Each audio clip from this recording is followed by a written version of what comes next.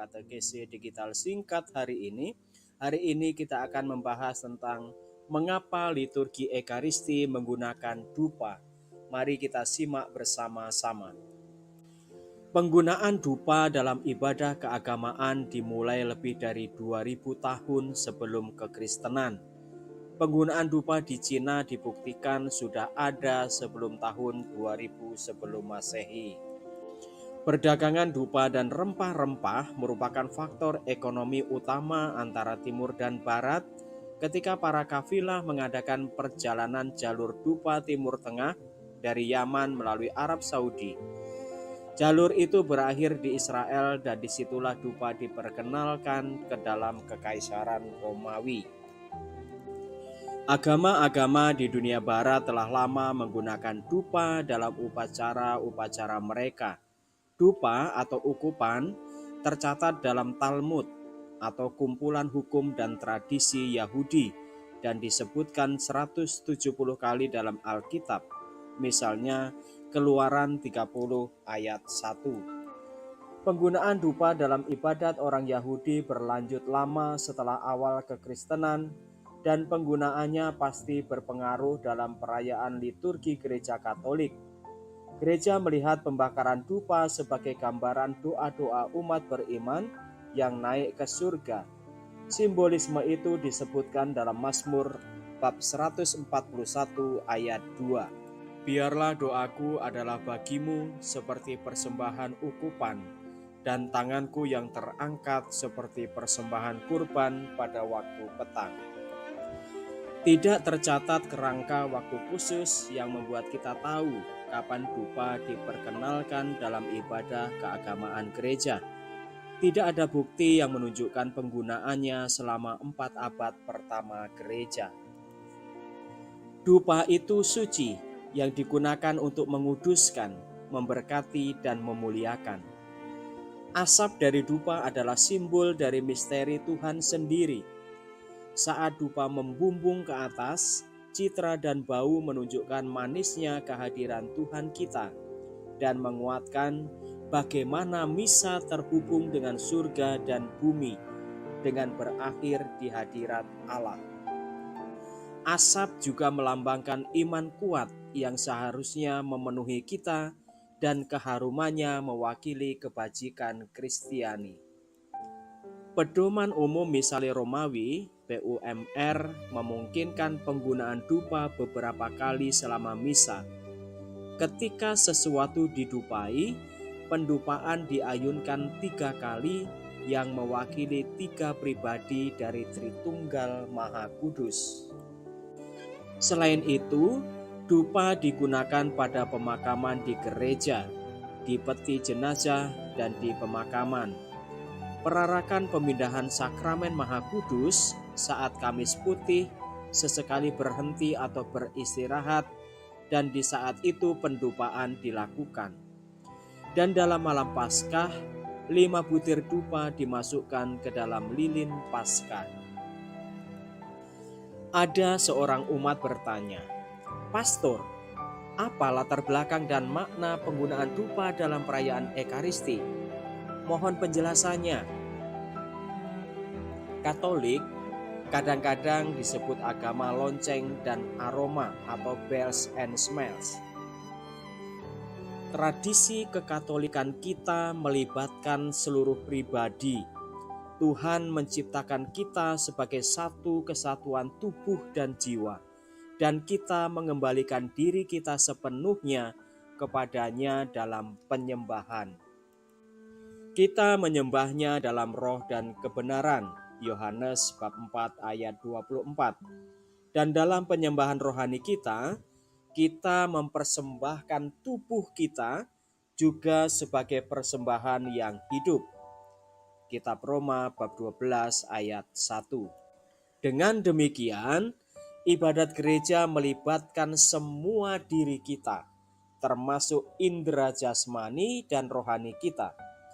Dalam liturgi, kita merenungkan Injil, tetapi itu belum semuanya. Kita mendengarnya, melihatnya, merasakannya, mengecapnya, dan mencium aromanya juga. Kita membunyikan lonceng untuk menandai kehadiran Tuhan. Kita membakar dupa harum di depan altarnya. Usai perayaan misa malam Natal, seorang pastor mendekati seorang gadis simpatisan Katolik. Dia sedang menjalani persiapan untuk menerima sakramen inisiasi dan bertanya kepadanya, "Apa tanggapanmu atas perayaan tadi? Bagaimana penggunaan dupa, ukupan, dan ikon, sujud dan bungkuk, nyanyian dan lonceng?" Ia menjawab dengan meyakinkan, "Semua inderaku terlibat. Sekarang saya tahu mengapa Tuhan memberi saya tubuh untuk menyembahnya dengan seluruh diriku bersama umatnya dalam liturgi." Liturgi itu mesti indah. Ya, ibadah kita tidak hanya baik dan benar, tapi juga indah, estetis. Kita membuat liturgi kita indah karena liturgi itu untuk Tuhan. Ada alasan bagus mengapa orang non-Katolik mengaitkan kita dengan lonceng dan aroma. Lonceng dan aroma ini memberi kesan sedemikian kuat, sehingga beberapa khawatir dupa menjadi penyimpangan dari ibadat sejati. Mereka khawatir bahwa itu mungkin menggeser liturgi ke pengalaman estetika belaka, sebuah agama yang bersifat eksternal dan bukan kehidupan batin yang sejati. Tuhan telah memperingatkan orang Israel terhadap kemegahan itu, dan melalui Nabi Yesaya, Dia bahkan melangkah lebih jauh dengan mengatakan kepada mereka, "Jangan lagi membawa persembahanmu yang tidak sungguh, sebab baunya adalah kejijikan bagiku." Namun, Tuhan tidak menghapuskan bentuk ibadah eksternal. Dia ingin orang-orangnya berhenti mengabaikan disposisi batin mereka. Bahkan, melalui Nabi Maleaki, Allah menubuatkan bahwa suatu hari dari terbitnya matahari sampai terbenamnya, di setiap tempat dupa dipersembahkan untuk namaku. Memang, dupa adalah bagian penting dari agama Alkitabiah, dan itu tetap demikian, karena Allah sendiri yang berupaya membuatnya demikian. Persembahan dupa adalah tugas penting dari para imam perjanjian lama, dan hukum kuno mengambil perhatian khusus untuk meresepkan wewangian, bejana, dan ritus-ritusnya. Tentang imam besar Harun, Allah berfirman, "Aku telah memilihnya dari segala suku Israel menjadi imam bagiku, supaya ia mempersembahkan kurban di atas mezbahku, membakar ukupan." Demikianlah saudari-saudara pembahasan kita tentang mengapa liturgi Ekaristi menggunakan dupa. Semoga membantu. Salam.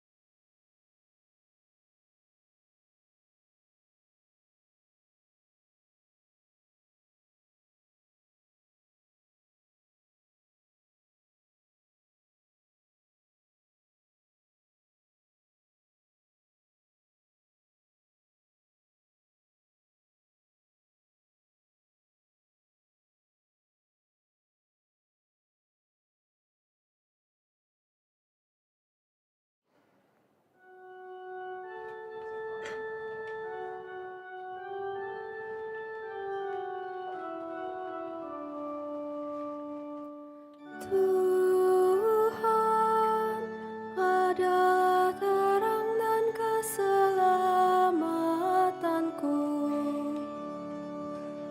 Tuhan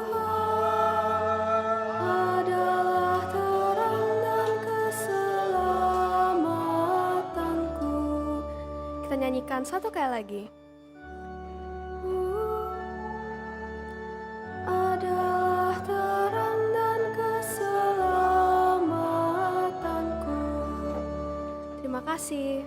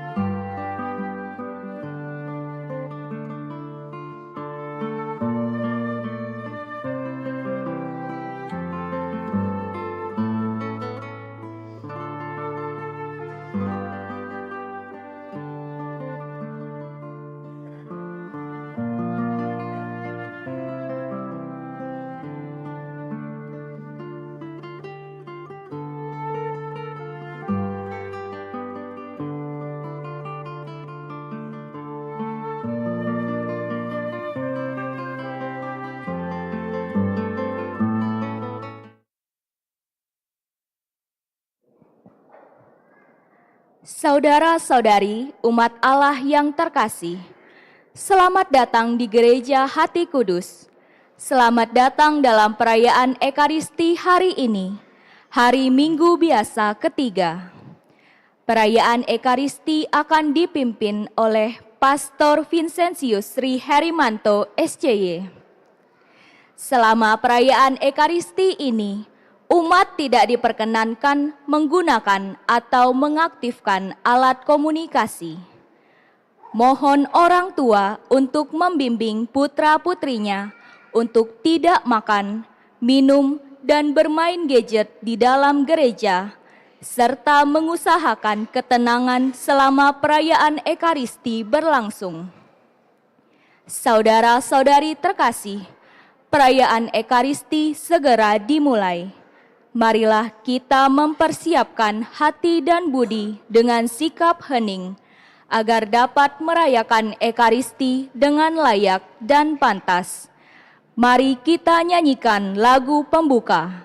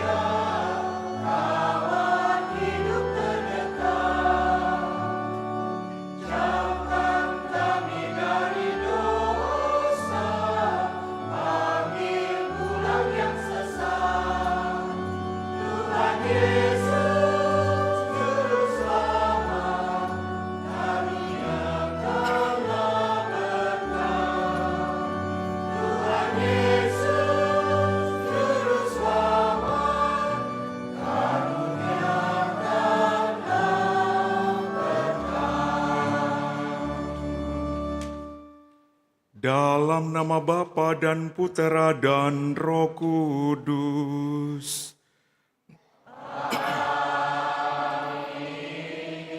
Rahmat dan damai sejahtera dari Allah Bapa dan dari Tuhan kita Yesus Kristus bersamamu.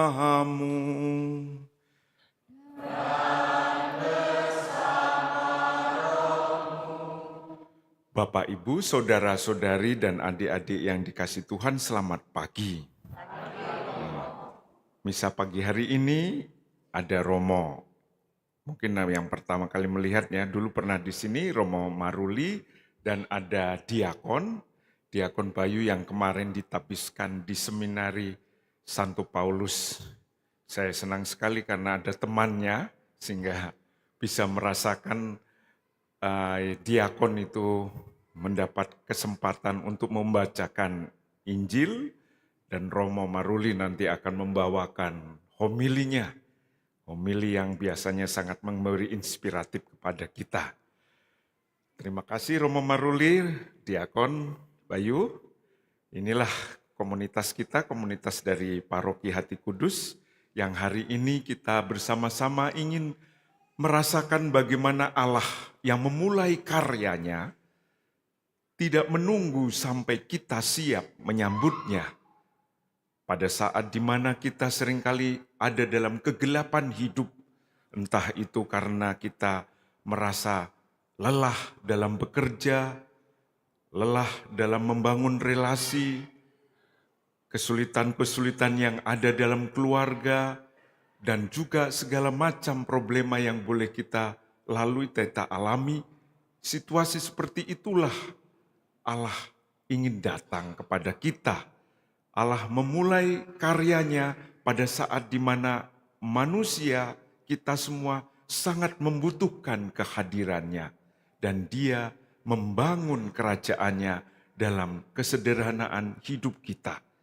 Allah yang mewartakan bahwa dirinya adalah Sang Penyelamat, bukan hanya jauh di sana, tetapi dekat dengan kita. Maka Yesus mewartakan hari ini bahwa kerajaan Allah itu sungguh dekat, bahkan tinggal dalam jiwa kita, dalam hati kita, karena setiap kali kita merayakan Ekaristi, tubuh Kristus yang kita sambut sebagai pemenuhan akan kerajaan Allah hadir dalam hidup kita. Maka mari kita mulai perayaan Ekaristi ini, selain mensyukuri bahwa kita mengenal Allah yang demikian, kita juga mengakui dengan rendah hati bahwa seringkali kita jauh dari kehendak Allah.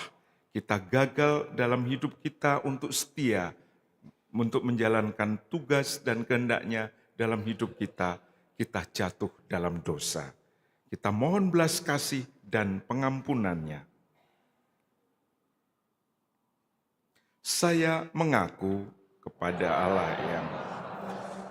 dan kepada saudara sekalian bahwa saya telah berdosa dengan pikiran dan saya sungguh berdosa. Oleh sebab itu saya mohon kepada Santa Perawan Maria, kepada para malaikat dan orang kudus,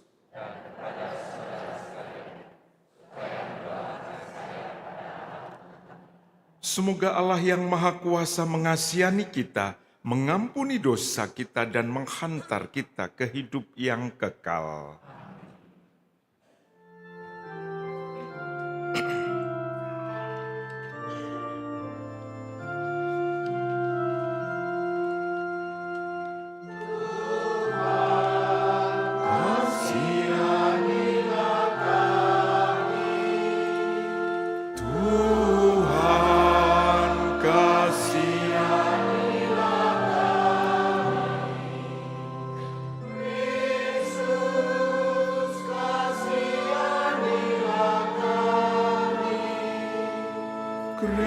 Kristus, kasihanilah kami. Tuhan, kasihanilah kami.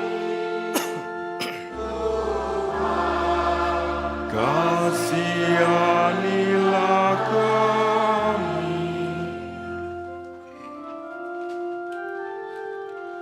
Kemuliaan kepada Allah di surga.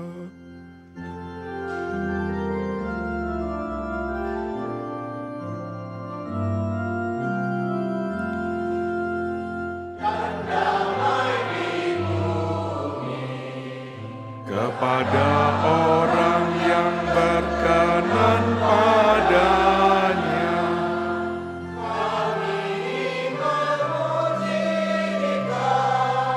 Kami meluhurkan Dikau.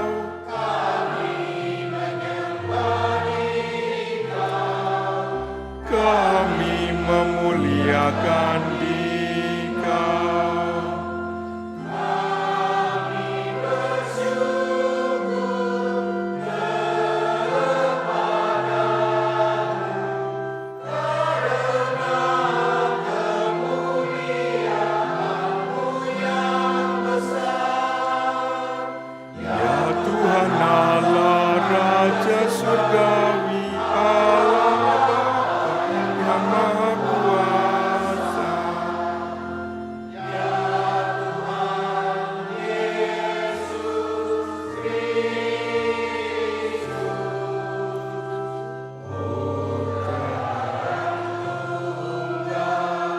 Ya Tuhan Allah, Anak Domba Allah,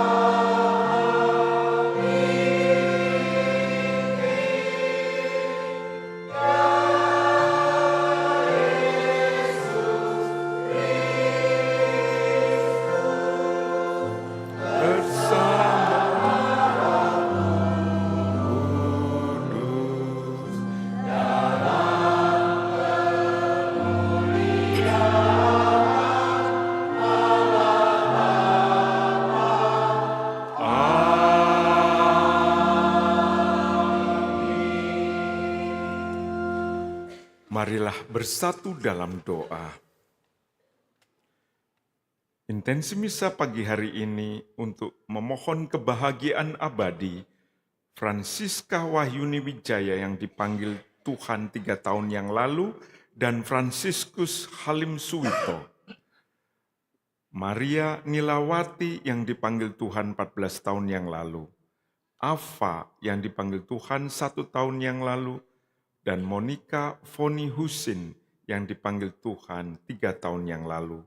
Semoga karena kerahiman Allah yang tak terbatas itu, mereka boleh mengalami kebahagiaan abadi bersama Allah di surga. Allah yang Maha Kuasa dan kekal, bimbinglah tingkah laku kami sesuai dengan kehendak-Mu. Semoga dalam nama Putra-Mu terkasih, kami mampu menghasilkan banyak karya yang baik, dengan pengantaraan Tuhan kami Yesus Kristus Putra-Mu yang hidup dan berkuasa bersama Dikau dalam persatuan Roh Kudus Allah sepanjang segala masa.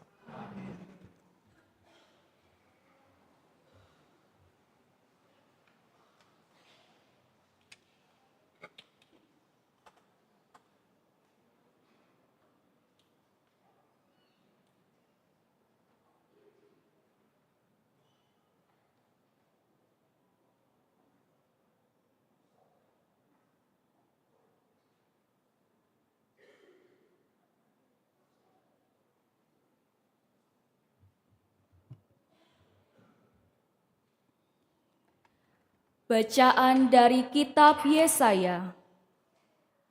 Kalau dahulu Tuhan merendahkan tanah Zebulon dan tanah Naftali, maka di kemudian hari Tuhan akan memuliakan jalan ke laut itu, yakni daerah seberang sungai Yordan, wilayah bangsa-bangsa lain. Bangsa yang berjalan di dalam kegelapan telah melihat terang yang besar. Terang telah bersinar atas mereka yang diam di negeri kekelaman. Engkau, ya Tuhan, telah banyak menimbulkan sorak-sorai dan sukacita yang besar. Mereka telah bersukacita di hadapan-Mu, seperti orang bersukacita di waktu panen, seperti orang bersorak-sorai di waktu membagi-bagi jarahan. Sebab kuk yang menekan bangsa itu, dan gandar yang di atas bahunya, serta tongkat si penindas, telah Kau patahkan seperti pada hari kekalahan Midian. Demikianlah sabda Tuhan.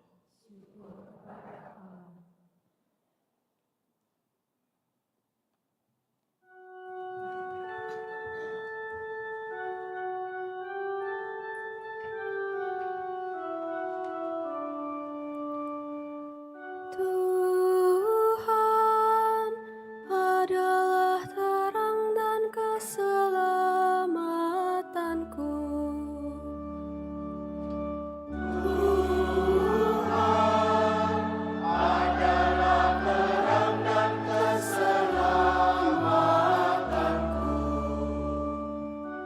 Tuhan adalah terang dan keselamatanku. Kepada siapakah aku harus takut? Tuhan adalah benteng hidupku.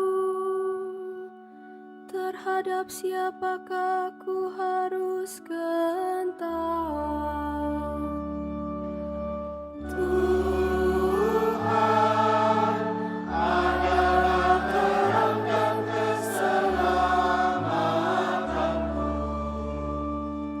Satu hal telah ku minta kepada Tuhan, satu inilah yang ku inginkan, diam di rumah Tuhan seumur hidupku, menyaksikan kemurahan Tuhan dan menikmati bait-Nya. Tuhan adalah terang dan keselamatanku. Sungguh aku percaya akan melihat kebaikan Tuhan di negeri orang-orang yang hidup. Nantikanlah Tuhan, kuatkanlah dan teguhkanlah hatimu. Tuhan adalah terang dan keselamatanku.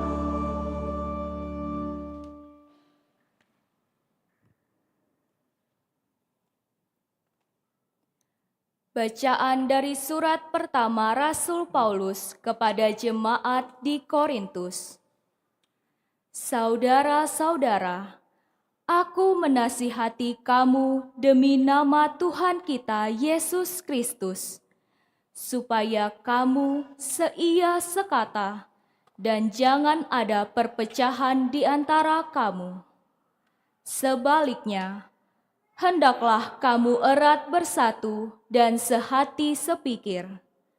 Sebab, saudara-saudaraku, aku telah diberitahu oleh orang-orang dari keluarga Chloe bahwa ada perselisihan di antara kamu. Yang aku maksudkan ialah bahwa kamu masing-masing berkata, "Aku dari golongan Paulus," atau "Aku dari golongan Apolos," atau "Aku dari golongan Kefas," atau "Aku dari golongan Kristus." Apakah Kristus terbagi-bagi? Adakah Paulus disalibkan demi kamu? Atau adakah kamu dibaptis dalam nama Paulus? Sebab Kristus mengutus aku bukan untuk membaptis, melainkan untuk memberitakan Injil. Dan itu pun bukan dengan hikmat perkataan, supaya salib Kristus jangan menjadi sia-sia. Demikianlah sabda Tuhan.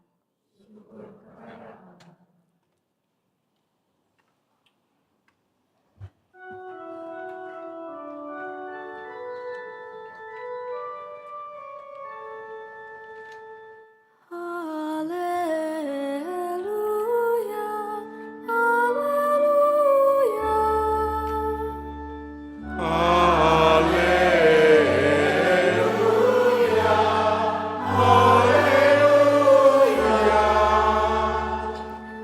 Yesus memberitakan Injil Kerajaan Allah, serta melenyapkan segala penyakit dan kelemahan.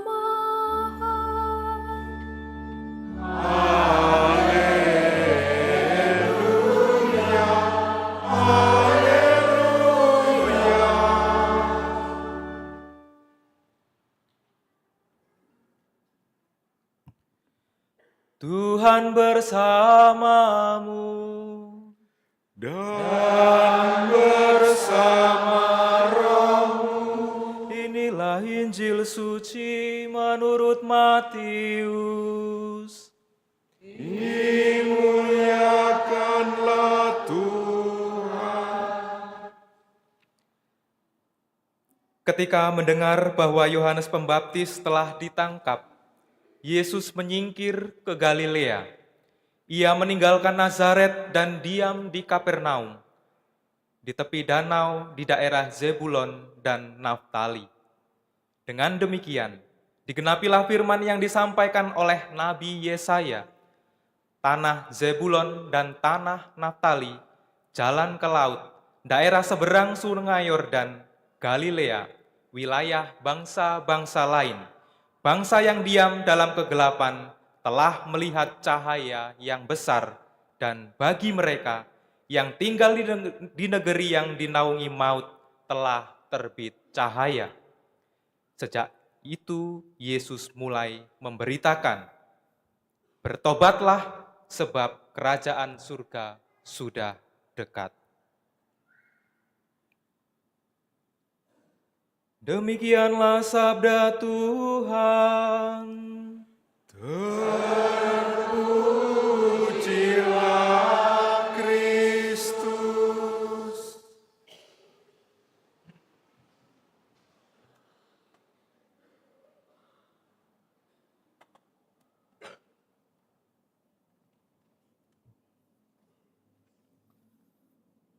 Romo, Diakon, Bapak Ibu, Saudara-saudari yang terkasih, selamat pagi. Bagaimana kabarnya? Luar biasa. Beberapa tahun yang lalu saya top di tempat ini, tahun orientasi pastoral, Frater Bayu, Diakon, juga tahun orientasi pastoral di sini. Jadi kami merasa memiliki kesatuan hati dengan gereja ini, dengan umat yang ada di sini. Itulah mengapa kami di sini. Terima kasih kepada Romo Vin, dulu rektor kami yang juga memberikan kami kesempatan untuk mengalami kesatuan kembali dengan Bapak Ibu. Beberapa waktu yang lalu ketika saya berada di sini itu sedang COVID. Maka pada waktu itu wajah kita bermasker. Dan banyak di antara kita begitu buka masker tidak saling kenal. Khususnya kami yang hanya datang sebentar. Dan pada waktu itu mulai berani untuk kami dan pengurus mulai berani untuk mengirim komuni kepada beberapa orang tua dan sakit.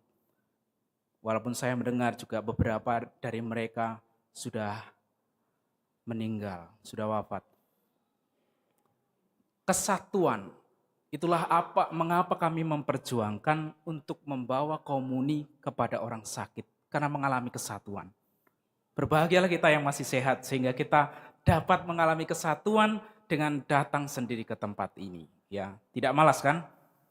Setiap minggu datang kan? Untuk mengalami kesatuan dengan Tuhan Yesus.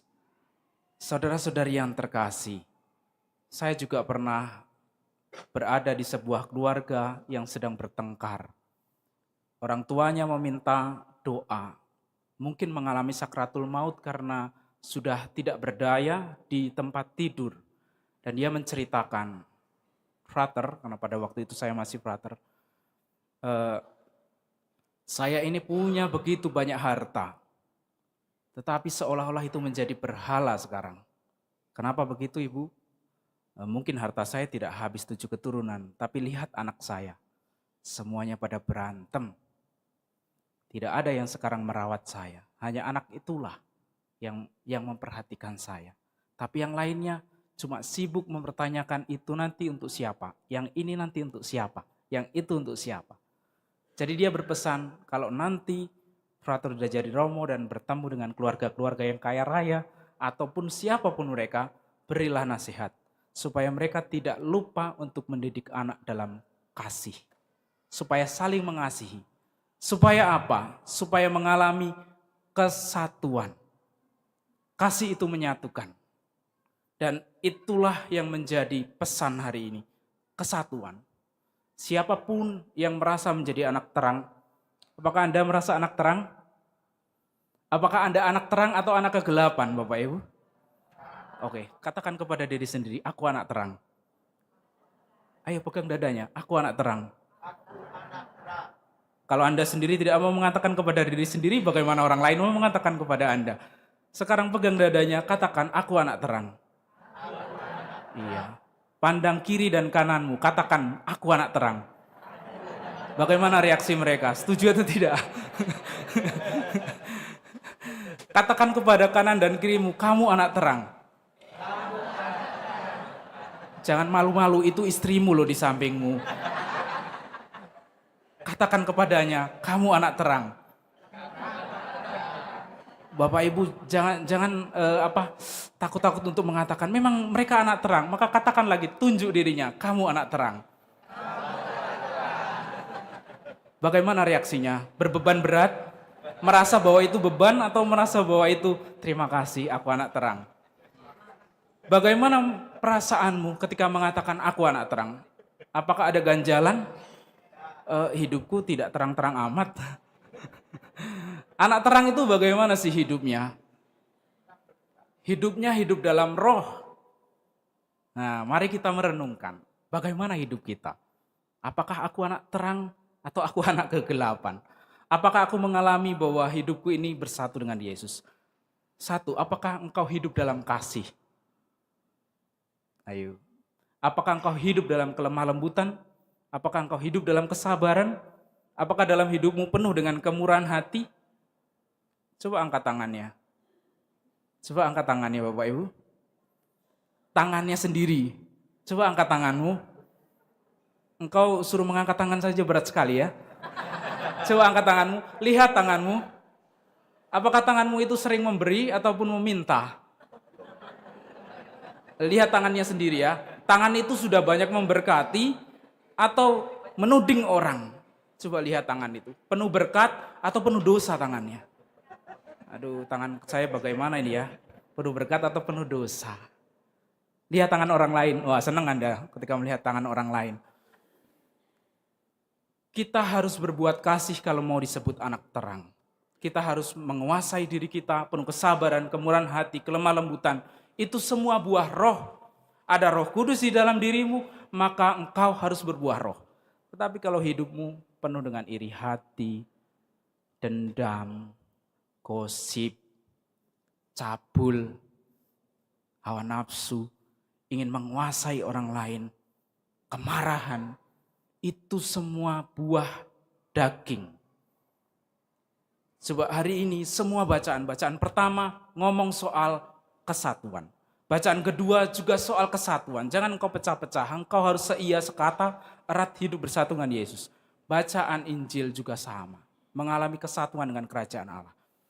Kerajaan Israel dulu itu terpecah. Ada wilayah utara, ada wilayah selatan. Yang utara, jadi dulu itu Israel itu satu kuat pada zaman Daud.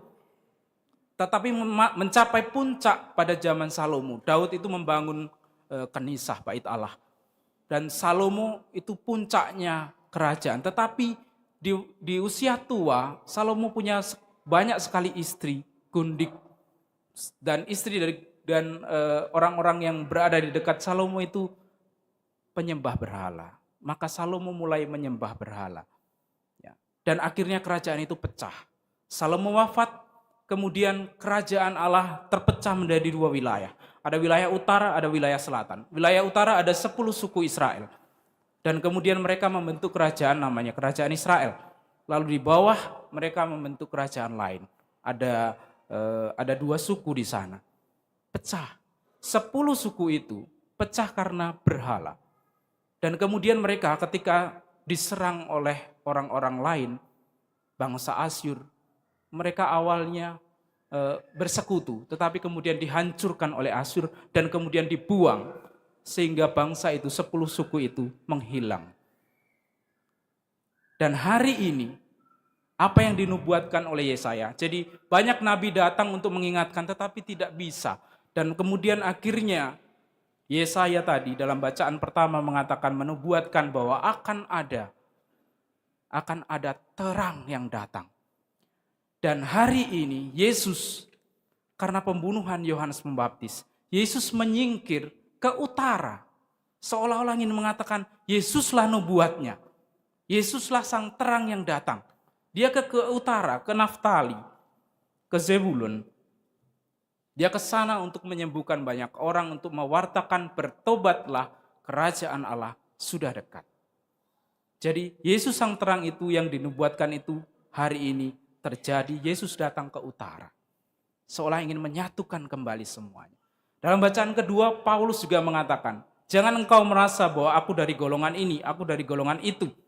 Golongan Paulus, tidak. Semuanya menjadi satu. Semuanya adalah milik Kristus. Jadi engkau harus seia sekata dengan Kristus. Kalau engkau ingin mengatakan aku anak terang, apakah engkau hidup seia sekata dengan Yesus? Bagaimana hidupmu? Apakah sama dengan Yesus? Bagaimana cara engkau berperasaan? Bagaimana cara engkau memandang sesamamu? Yesus tidak pernah merendahkan orang, itu contohnya. Kacamata Yesus itu selalu kasih kacamatanya. Jadi kalau saya buka kacamata ini, saya tidak bisa melihat Anda dengan jelas. Ya, yang cantik jadi ngeblur semuanya. Hidungnya berpindah sedikit mudah. Maka itu mengapa keluarga tidak akan bertahan tanpa kasih, tanpa pengampunan. Coba tanyalah Bapak Ibu kita yang sudah lumayan berumur perkawinannya. Bagaimana mereka bertahan? Pasti kata kuncinya pengampunan. Berapa kali mereka sudah mengampuni pasangannya. Pengampunan itu adalah kasih. Itulah Tuhan Yesus. Itulah yang menyatukan. Dan hari ini sebenarnya bacaan Injil sebenarnya ada bacaan yang panjang. Dalam bacaan yang panjang itu disebutkan bagaimana, dikisahkan bagaimana semua orang yang biasa saja, semua orang yang berdosa, semua hanya nelayan, hanya pemungut cukai, bahkan memungut cukai kan orang berdosa. Jadi kalau engkau merasa bahwa saya kan cuma orang biasa saja, saya tidak layak untuk datang kepada Tuhan. Lalu siapa mereka? Para rasul juga orang-orang, tetapi ada kata kunci. Bagaimana kita bisa bersatu dengan Tuhan? Yesus sudah mengatakan di akhir Injil tadi, bertobatlah. Kerajaan Allah tidak akan ada dalam hidupmu kalau engkau tidak bertobat. Kalau engkau hidup tetap dalam hidupmu yang kedagingan itu, engkau tidak akan mengalami kerajaan Allah. Kalau engkau tetap memandang istrimu secara buruk, tidak pernah mencoba untuk memakai kacamata Tuhan, maka engkau tidak akan mengalami kerajaan Allah. Kalau engkau selalu datang ke gereja ini, tetapi tidak paham apa arti dari lambang, masih ada di sini. Ya, kalau engkau hanya melihat ini sebagai aksesoris, tetapi tidak melihat bahwa umat dulu yang memasang itu ingin mengatakan kepada kita bahwa cinta Tuhanlah yang utama, yang harus kita bawa. Maka ketika engkau datang ke tempat ini, renungkanlah, mengapa itu dipasang di sana. Yang engkau bawa ke rumah harusnya cinta Tuhan, sehingga engkau mengalami bahwa orang lain adalah sebagaimanapun orang itu buruk, memiliki buruk dalam latar belakangnya, mereka anak yang dikasihi Tuhan juga. Jadi kembali kita bertanya di akhir permenungan ini, apakah engkau anak terang? Apakah ada Yesus di dalam dirimu? Ketika engkau merenungkan jejak hidupmu, apakah orang lain mampu melihat Tuhan di dalam perbuatan hidupmu? Kalau orang lain mengalami tidak tenang berada di sampingmu, mengalami terancam berada bersamamu, mengalami ketakutan karena tanganmu hendak memukul ketika di rumah. Kalau di gereja baik, tetapi kalau di rumah KDRT.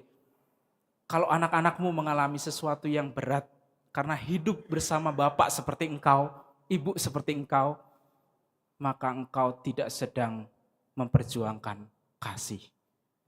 Ya. Kalau Romo, istri saya itu mengkhianati saya. Suami saya itu selalu pulang malam, tidak jelas perginya kemana. Dia punya wanita lain, dia punya pria lain. Saya dikhianati, tidak pantas dia mendapatkan pengampunan.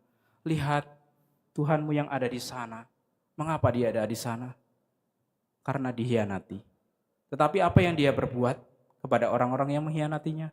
Dia mendoakan. Dia tetap menerima semua. Maka apa yang harus kita buat dalam diri kita? Bertobatlah. Semoga dengan perjalanan hidupmu, orang-orang mengalami kasih Tuhan. Mengalami tangan yang selalu memberi. Tangan yang selalu terentang kepada orang lain untuk siap mengampuni, untuk siap menolong. Pulang nanti, lihat lagi tanganmu. Kalau tanganmu belum penuh berkat, tapi malah penuh noda dosa, ayo cuci tangan, kita perbaiki hidup kita. Pulang nanti renungkanlah, apakah aku benar-benar anak terang? Kalau aku anak terang, maka akan ada Yesus di dalam hidupku. Tetapi kalau aku anak kegelapan, maka memang perbuatan hidupku selalu ada di dalam kegelapan. Hai anak-anak terang, pulanglah membawa damai Tuhan. Kerajaan Allah sudah dekat. Kemuliaan kepada Bapa dan Putra dan Roh Kudus.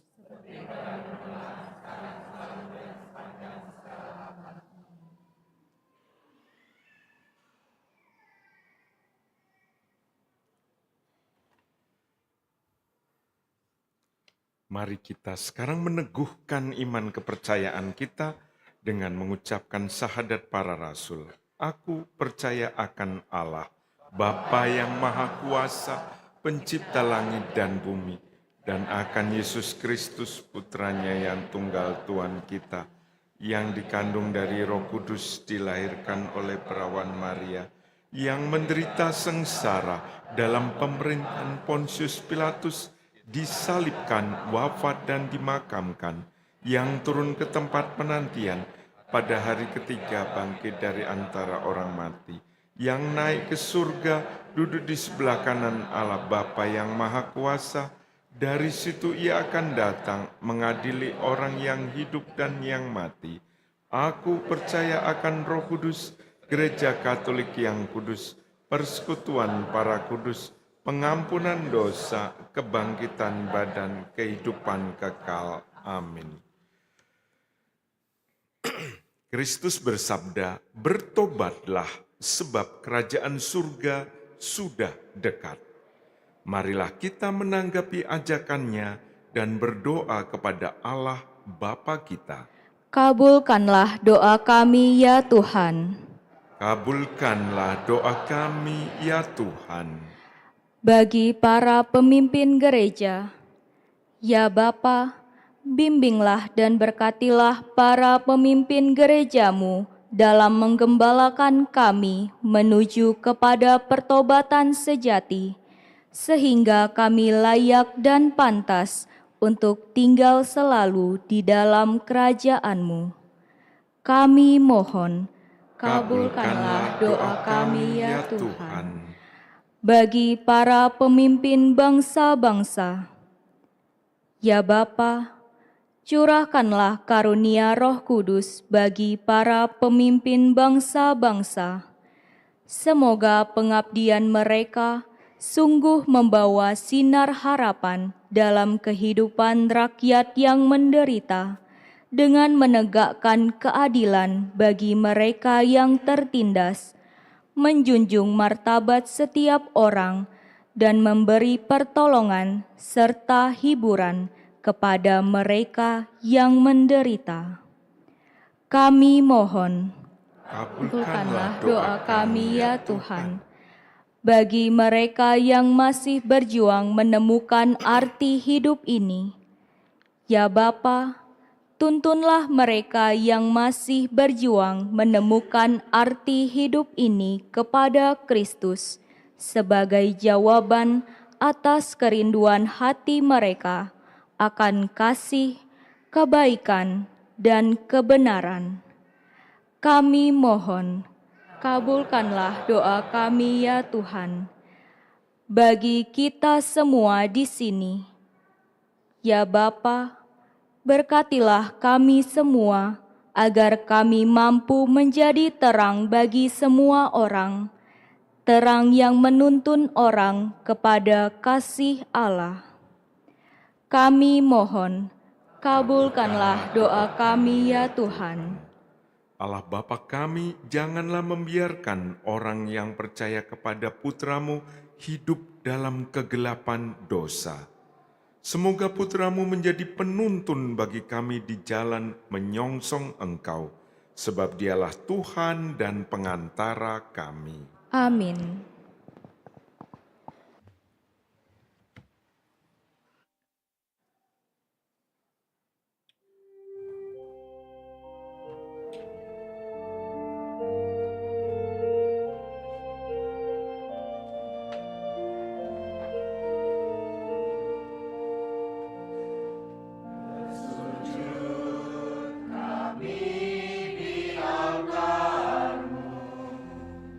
Bersyukur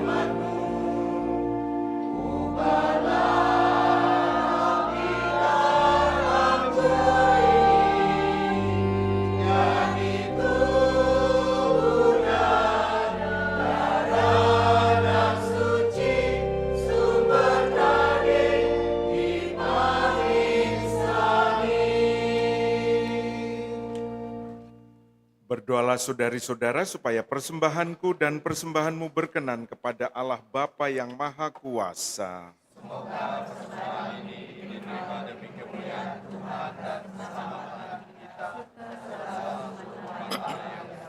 Ya Allah, terimalah persembahan yang kami unjukkan kepadamu sebagai ungkapan kesediaan kami untuk bertobat dan menerima kerajaan-Mu. Dengan pengantaraan Kristus Tuhan dan Penyelamat kami. Tuhan bersamamu.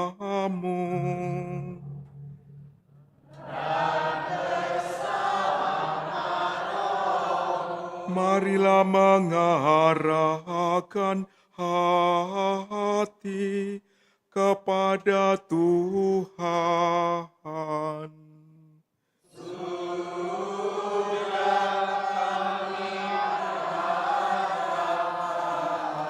Marilah bersyukur kepada Tuhan Allah kita. Layak dan sungguh pantas dan benar, layak dan menyelamatkan bahwa kami selalu dan dimanapun bersyukur kepadamu Tuhan, Bapa yang kudus, Allah yang maha kuasa dan kekal. Sungguh tak terhingga kemuliaan-Mu, Engkau menopang makhluk yang fana dengan kealahan-Mu, dengan mengubah kodrat yang menyebabkan kami jatuh menjadi sarana keselamatan kami. Engkau menyembuhkan kami yang fana ini dengan pengantaraan Kristus Tuhan kami. Dengan pengantaraan Kristus itu, bala malaikat yang bersukacita di hadapan-Mu dalam keabadian menyembah keagungan-Mu. Kami mohon, perkenankanlah kami memadukan suara dengan mereka dalam sukacita bersama sambil bernyanyi.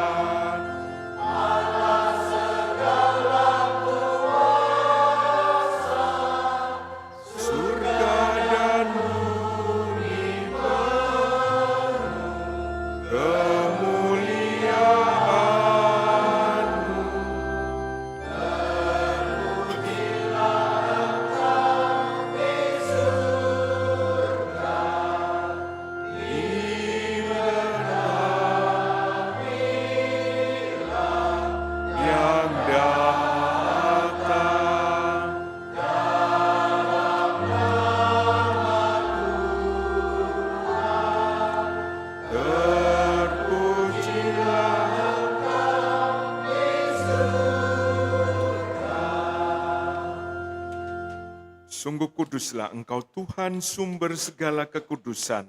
Maka kami mohon, kuduskanlah persembahan ini dengan pencurahan Roh-Mu, agar bagi kami menjadi tubuh dan darah Tuhan kami, Yesus Kristus.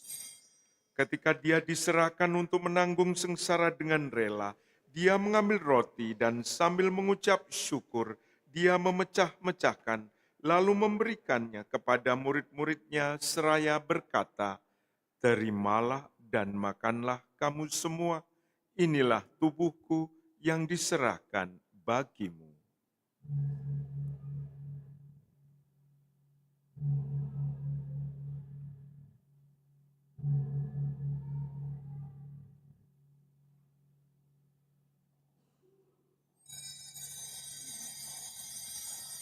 Demikian pula sesudah perjamuan Dia mengambil piala, sekali lagi Dia mengucap syukur kepadamu, memberikannya kepada murid-murid-Nya seraya berkata, "Terimalah dan minumlah kamu semua.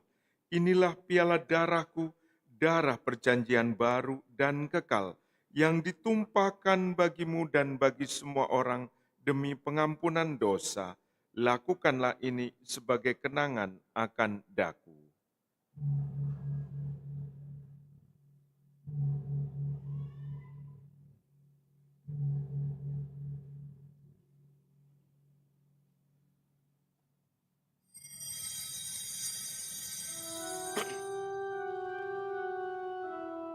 Agunglah misteri iman kita.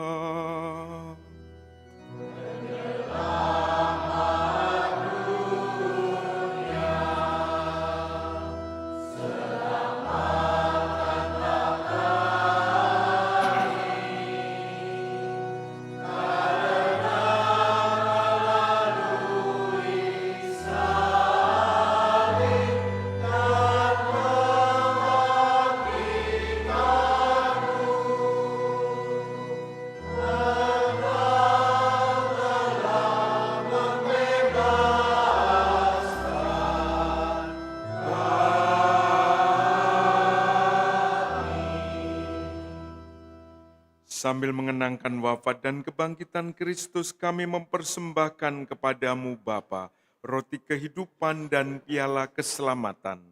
Kami bersyukur sebab kami Engkau anggap layak menghadap Engkau dan berbakti kepadamu. Dan kami mohon, semoga kami yang menerima tubuh dan darah Kristus dihimpun menjadi satu umat oleh Roh Kudus. Ingatlah Tuhan akan gereja-Mu yang tersebar di seluruh bumi, agar Engkau menyempurnakannya dalam cinta kasih, dalam persatuan dengan Paus kami Leo ke-14, dan Uskup Keagung kami Yohanes Harun Yono, dan Uskup Emeritus Aloysius Sudarso, serta semua rohaniwan. Ingatlah juga akan saudara-saudari kami yang telah meninggal dengan harapan akan bangkit, dan akan semua orang yang telah berpulang dalam kerahiman, dan terimalah mereka dalam cahaya wajah-Mu. Kami mohon kasihanilah kami semua agar kami Engkau terima dalam kebahagiaan abadi bersama Santa Perawan Maria Bunda Allah, Santo Yosef mempelainya, para rasul dan semua orang kudus sepanjang masa yang hidupnya berkenan padamu. Semoga kami pun Engkau perkenankan turut serta memuji dan memuliakan Dikau dengan pengantaraan Yesus Kristus Puteramu. Dengan pengantaraan Dia, bersama Dia dan dalam Dia, bagimu Allah Bapa yang Maha Kuasa, dalam persekutuan dengan Roh Kudus, segala hormat dan kemuliaan sepanjang segala masa.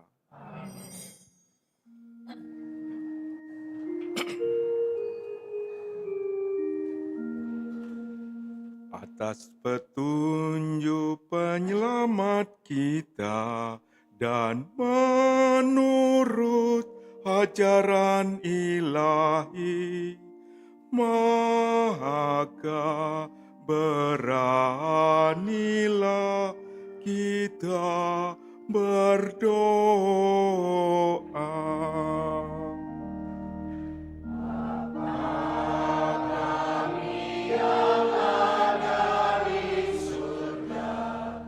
Dimuliakanlah namamu, datanglah kerajaanmu, jadilah kehendakmu di atas bumi seperti di dalam surga. Berilah kami rezeki pada hari ini, dan ampunilah kesalahan kami, seperti kami pun mengampuni yang bersalah kepada kami. Dan jangan masukkan kami ke dalam pencobaan, tetapi bebaskanlah kami dari yang jahat. Tuhan, kami mohon bebaskanlah kami dari segala yang jahat. Sudilah memberi damai sepanjang hidup kami, supaya kami yang telah dikuatkan oleh kelimpahan belas kasih-Mu selalu bebas dari dosa dan dijauhkan dari segala gangguan, sambil menantikan harapan yang membahagiakan dan kedatangan penyelamat kami, Yesus Kristus.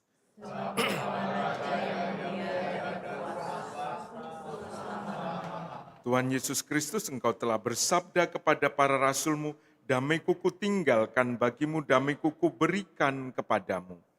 Janganlah memperhitungkan dosa kami, tetapi perhatikanlah iman gereja-Mu, dan berilah kami damai dan kesatuan sesuai dengan kehendak-Mu.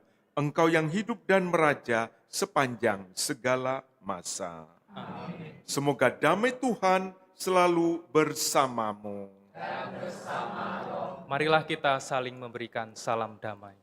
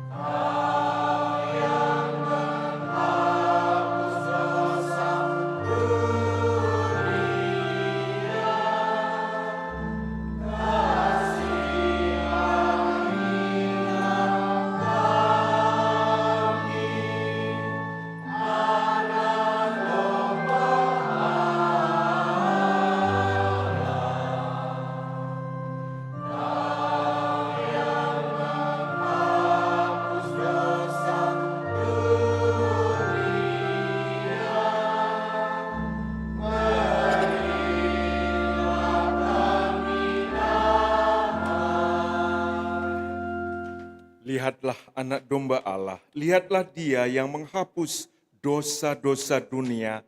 Berbahagialah saudari-saudara yang diundang dalam perjamuan anak domba.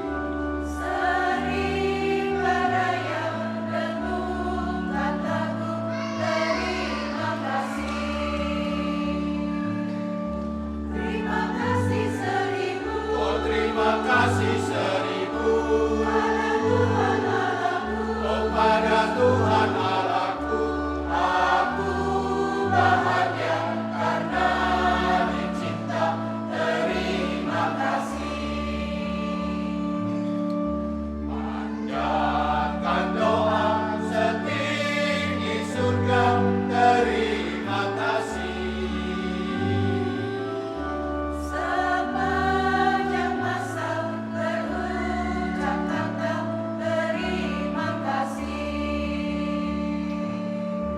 Terima kasih seribu. Oh, terima kasih seribu.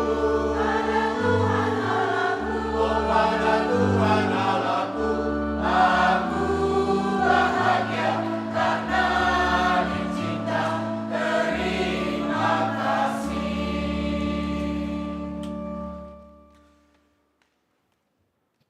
Marilah kita berdoa.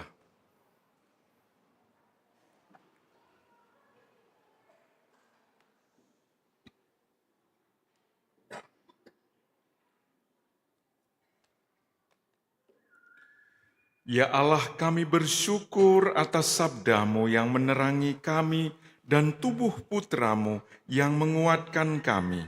Semoga kami semakin bertekun mengusahakan persatuan di antara kami sampai kami mengalami kesatuan penuh dengan-Mu di surga. Dengan pengantaran Kristus Tuhan dan Penyelamat kami.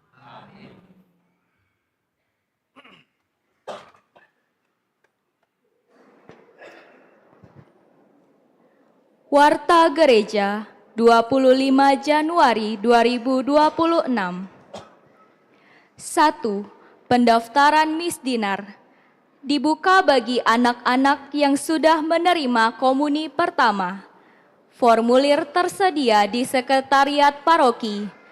Pendaftaran ditutup pada tanggal 31 Januari 2026. 2. Pengumpulan daun palma kering. Bagi umat yang memiliki daun palma kering yang diberkati pada Minggu Palma tahun lalu, diharapkan mengumpulkannya di tempat yang disediakan di depan pintu pastoran pada tanggal 17 Januari sampai 8 Februari 2026. 3. Pendaftaran lektor dan lektris. Dibuka pendaftaran lektor dan lektris dengan syarat sebagai berikut. Sudah menerima komuni pertama, usia minimal 15 tahun dan maksimal 45 tahun, mampu membaca dengan artikulasi yang jelas dan baik, bertanggung jawab serta bersedia disiplin dalam mengikuti latihan. Pendaftaran dapat menghubungi Saudari Clara Revania atau Ibu Atin. 4. Pendaftaran pemazmur. Dibuka pendaftaran untuk pemazmur dengan syarat mampu membaca notasi dengan baik, berkomitmen untuk melayani, terutama dalam menyanyikan mazmur. 5. Pendaftaran organis. Dibuka pendaftaran untuk organis. Pendaftaran silahkan menghubungi Saudara Yosep Fernando. 6. Laporan kolekte Minggu 18 Januari 2026. Kolekte pertama sejumlah Rp27.381.000. Kolekte kedua sejumlah Rp15.148.000. Terima kasih atas persembahan dan kemurahan hati umat. Demikianlah warta gereja minggu ini. Sebelum meninggalkan gereja, diharapkan umat tidak meninggalkan sampah, tisu, masker, dan lain-lain di dalam dan di luar gereja. Terima kasih. Tuhan memberkati. Kita mengaturkan terima kasih kepada para petugas liturgi pada pagi hari ini, prodiakon, petugas tim multimedia, misdinar kita, petugas tata laksana, juga lektor dan pemazmur yang menghias gereja juga, Tak lupa kor kita, dirigen dan organisnya. Tak lupa juga terima kasih untuk Romo Maruli yang tugasnya sekarang di paroki di Perawang, di Pangkalan Kerinci, Riau, dan Diakon Bayu di Pangkalan Kerinci juga. Nah, mereka berdua dari paroki Pangkalan Kerinci. Paroki namanya apa ya? Hah? Oh, sama saja, Paroki Hati Kudus katanya ya dari kalau tadi banyak umat yang malu menyebut dirinya anak terang karena mereka tidak biasa menyebut dirinya anak terang. Biasanya disebut sunshine. You are my sunshine. Jadi lain kali pakai bahasa Inggris sedikit ya mereka pasti memahami. Kalau masih juga nggak memahami bilang aja you are cetar gitu. Itu pasti suka mereka. Mari kita siapkan untuk menerima berkat Tuhan. Tuhan bersamamu.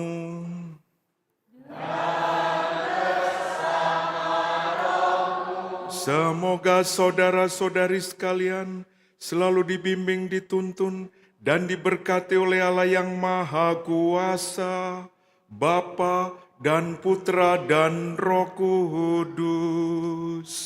Amin. Saudara-saudari, pergilah misa sudah selesai.